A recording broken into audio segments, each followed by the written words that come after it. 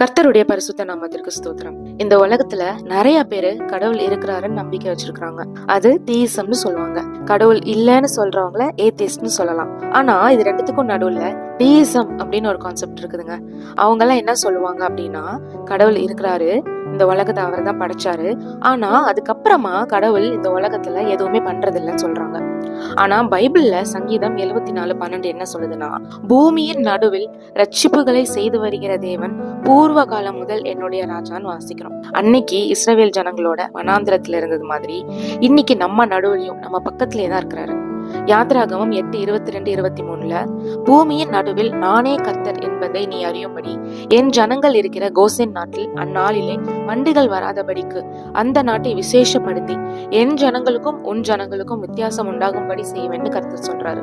எகிப்து முழுவதும் பாதிப்பு இருந்தாலும் அவருடைய ஜனங்கள் இந்த கோஷேன் நாட்டை மட்டும் கர்த்தர் பத்திரமா காப்பாத்தினாரு. இதுல இருந்து என்ன தெரியுது? அவர் எங்கேயோ தூரத்துல நம்மளை பத்தி கேர் பண்ணிக்காத கடவுள் கிடையாதுங்க. நம்மளோட லைஃப்ல ஒவ்வொரு விஷயம் மேலேயும் கர்த்தருக்கு அவ்வளவு அக்கறை இருக்குது. இன்னைக்கும் கர்த்தர் நம்ம கூடவே தான் இருக்கிறாரு.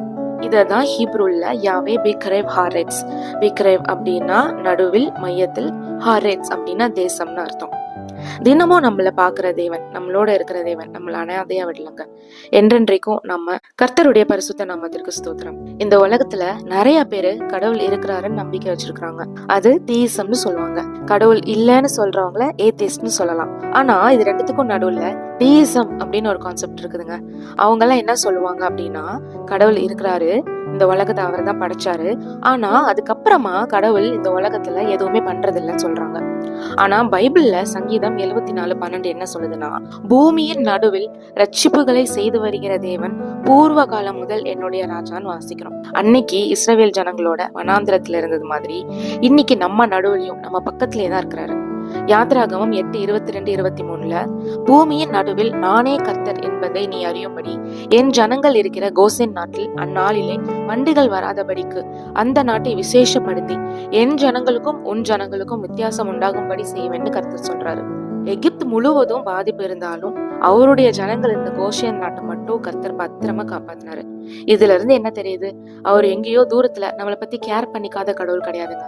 நம்மளோட லைஃப்ல ஒவ்வொரு விஷயம் மேலேயும் கர்த்தருக்கு அவ்வளவு அக்கறை இருக்குது. இன்னைக்கும் கர்த்தர் நம்ம கூடவே தான் இருக்கிறாரு. இததான் ஹீப்ரூல்ல யாவே பிக்ரேவ் ஹாரெட்ஸ். பிக்ரேவ் அப்படின்னா நடுவில், மையத்தில், ஹாரெட்ஸ் அப்படின்னா தேசம்னு அர்த்தம். தினமும் நம்மள பாக்குற தேவன், நம்மளோட இருக்கிற தேவன் நம்மள அனாதையா விடலங்க. என்றென்றைக்கும் நம்ம கூடவே இருக்கிறார். ஆமேன்.